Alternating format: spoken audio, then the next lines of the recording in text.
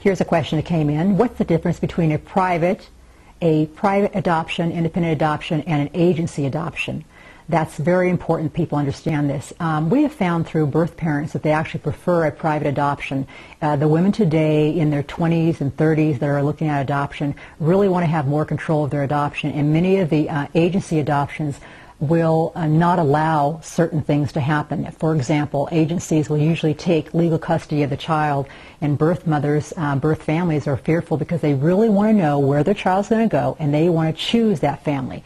So they want a designated adoption. They want to be able to choose the family and have the baby go directly from the hospital, if it's going to be born, newborn, to the adopted parents and not go into some interim care or foster care.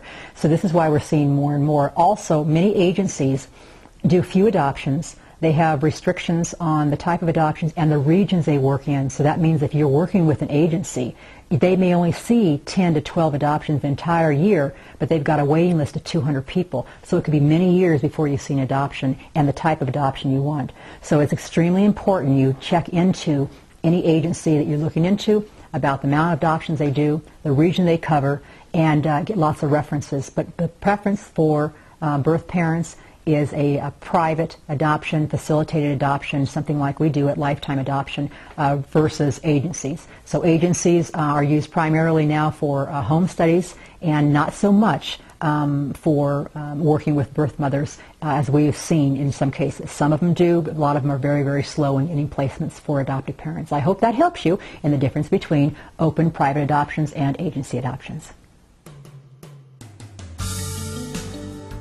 If you'd like more information regarding these videos or more questions you might have about adoption, go to AskAdoptionQuestions.com and we'll send you 20 free videos all about adoption.